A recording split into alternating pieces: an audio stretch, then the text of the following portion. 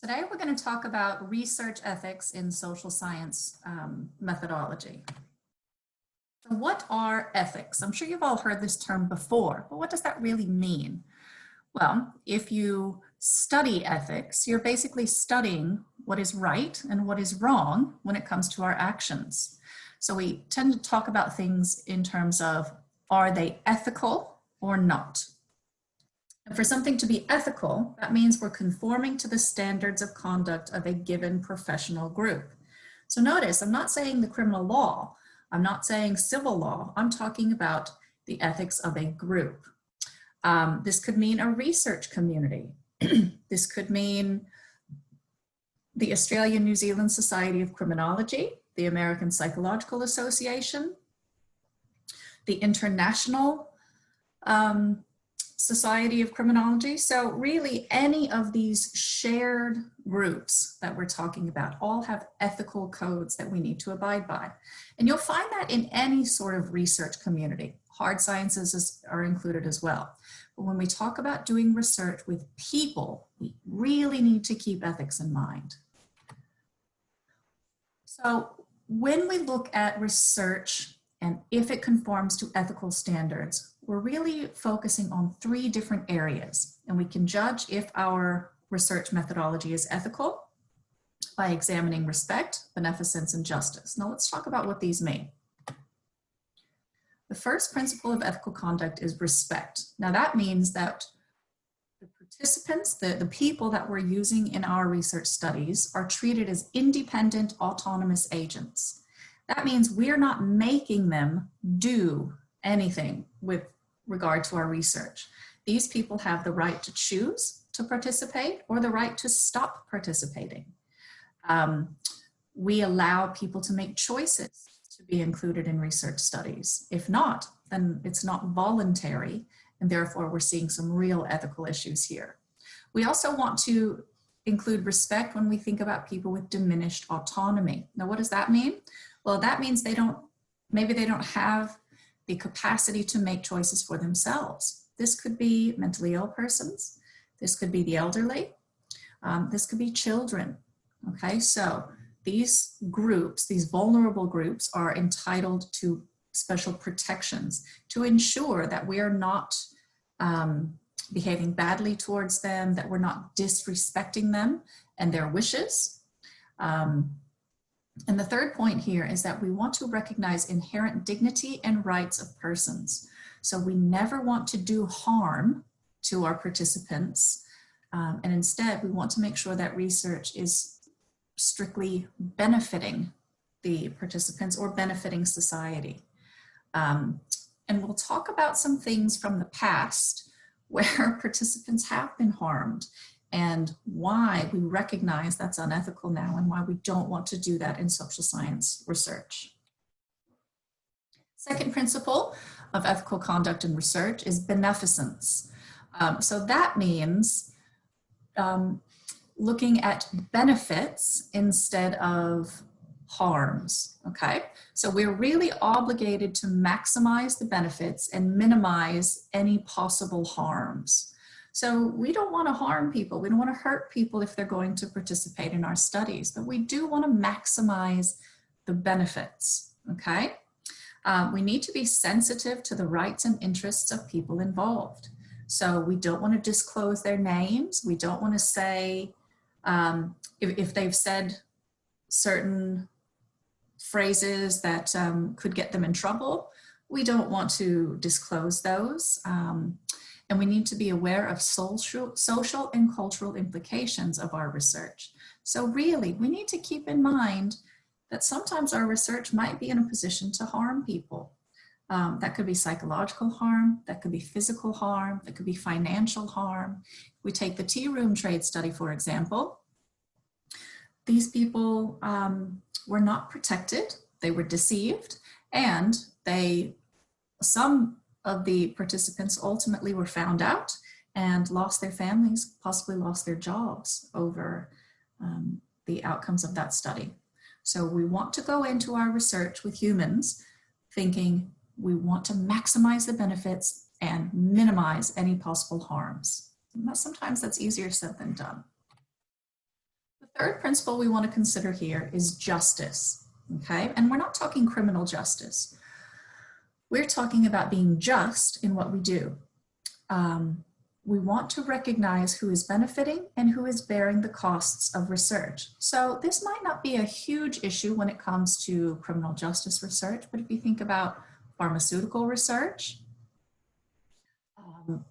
or studies that are funded by private organizations, then who's benefiting if we get funding, and are they going to produce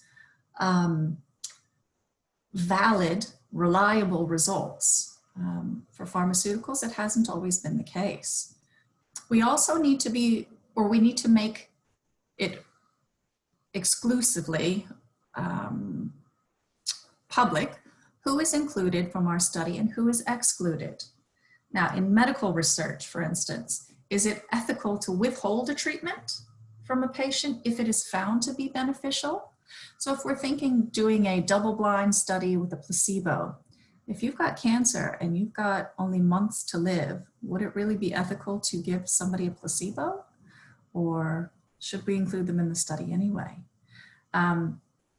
Same thing can apply for criminology here. If we're thinking, all right, well, you can be in a program where there is no jail time, but the people we're comparing you against are going to jail. Now, is that ethical to randomly assign people to these conditions? This is something we have to consider. So let's talk about this idea of no harm coming to our participants. Can we really balance the potential benefits of our study and the outcomes of our studies against the possibility of harm? We have to think cleverly about this. Maybe we can collect information from people who are criminals. We might say, okay, I'm going to do a study on drug dealers or organ traffickers or poachers in certain countries.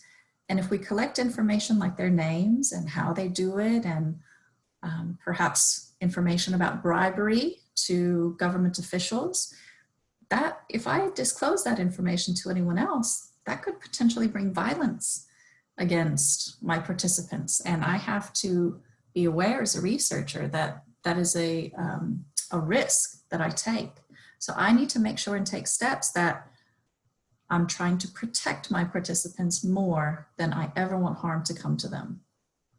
Now, in the field of criminology and psychology, sometimes psychological harm or discomfort can happen. If we're asking people about their experiences with victimization or experiences with the justice system in terms of sexual assault, or experiences with the court, remembering those things and retelling stories could really perhaps bring up some uncomfortable feelings. We could say at the least it would be unpleasant, and it could be traumatic. Now, some possible harms may be justified by the potential benefits of a study, but there's nowhere that tells us where that line is. It's still arbitrary. And this is why researchers might have an idea, and then we bring that idea to what's called an institutional review board or the Office of Research, and someone else, a third party, can review our aims, our proposed methods, and say if those benefits outweigh the harms. Now, what about our subjects? How can we protect our subjects and act with ethical principles when we're doing research on people? We want to ensure that the participants in our studies are there voluntarily. That means I can't make them be included in a study. I can't make them give me information. One way we can do this is always using informed consent, so that participants in a study are aware of the risks and the benefits of participation and realize they don't have to participate, or they can stop at any time. Now, my question here is, if we're looking at criminal justice, is research participation always voluntary?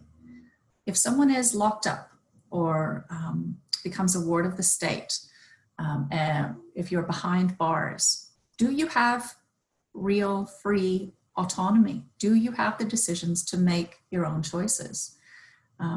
This is where we have to say, is participation really voluntary? Now, research can intrude into people's lives. We have to realize this, and we have to be grateful for the people that share information with us and spend their time filling out information for our studies. Now, voluntary participation, if we don't have that, that can threaten our generalizability. Why? Well, if we're making people be in a study and they don't voluntarily want to give us information, how truthful do you think they'll be? And how generalizable is that information if it's got low validity? Now, one way we can protect research subjects is by using anonymity. Okay, this is when a researcher cannot identify any given piece of information with a given person. You might have filled out anonymous surveys in the past. Think about your student experiences of learning. Okay, so you can say, this is how I felt during the course. These are the things that can be improved. These are things that were really great about this course. I can't tie your responses to your name, or and that's a good thing when we talk about anonymity. So subjects are really protected. However, if we want to do a follow-up study, we might not be able to find these same subjects. So it's really a give and take here. Another way we can do this is by maintaining confidentiality. So this is when a researcher can tie your name to your responses, but we don't give that information to anybody else. And we definitely promise not to do so publicly, okay? How can we retain confidentiality? Well, perhaps the lead researcher or the research team could keep someone's name or identifying information or contact information separate, give them a case number, and then put that case number against their responses. So only one person might have access to that data.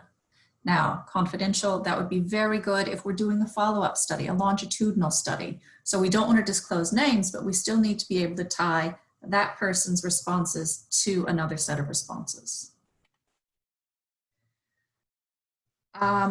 Again, like I said, we can assign case numbers. We can, we need to ensure that when subjects enter our study that we tell them this is confidential or this is anonymous. And we need to ensure that they know that information will not be disclosed to third parties.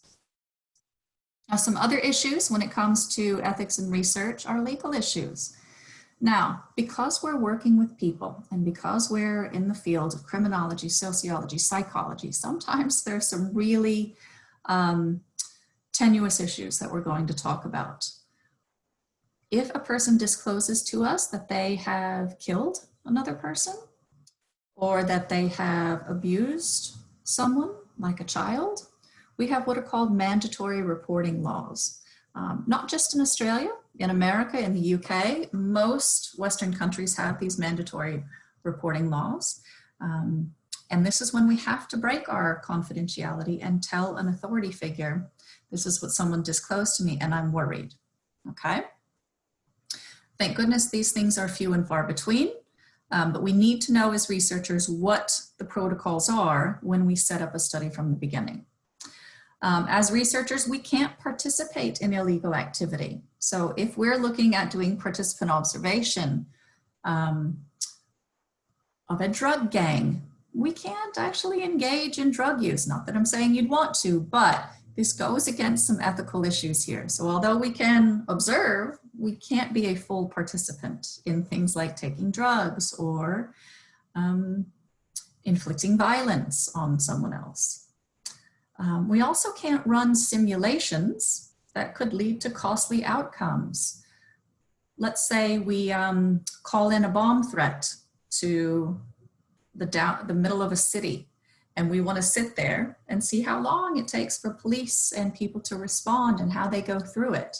And that's our research study. So we're creating a scenario, but that's actually taking public resources away. And is that the best use of our time and money? You can actually be fined for calling in fake threats like that. So that's not something we want to do in research. Again, it would be considered unethical. Now, difficult ethical issues are common and routine in criminology research. Because of the sensitive nature of our research problems, we want to know about drug dealers. We want to know about child sexual abusers. We want to know about people that have killed. And we want to know about reoffense. We want to know about history of child abuse. We want to know about some distressing things. And are those things tied to criminal behavior? How can we take criminals that have done these sorts of crimes and make them recidivate less in the future? How is race involved, indigenous status? So there's a lot of sensitive issues in our research where ethical issues are not always black and white. Even as a researcher, it can be dangerous just getting information, like going into a prison and talking with inmates, or going into the community and saying, hi guys, I'm a researcher, can I have some information from you? Again, might not be the safest way to get information. We also really need to consider that vulnerability of our key populations: children, mentally ill people, people who are currently on probation or parole, people who are incarcerated. We don't want to make their lives any worse. We don't want to put them into worse positions by doing research at all, especially victims. So we need to consider, okay, if these people are vulnerable, should they really be included in our research study? A lot of times the answer is no. We also need to consider the impact of the relative power of the criminal justice system, the government system, and other institutions like mental health or schools. Now, if we want voluntary participation, we don't want anybody in any of those institutions telling our participants, you have to do this. That takes away all voluntary participation. Okay, I hope you've enjoyed this study on ethics, and we'll talk more about this in the weeks to come.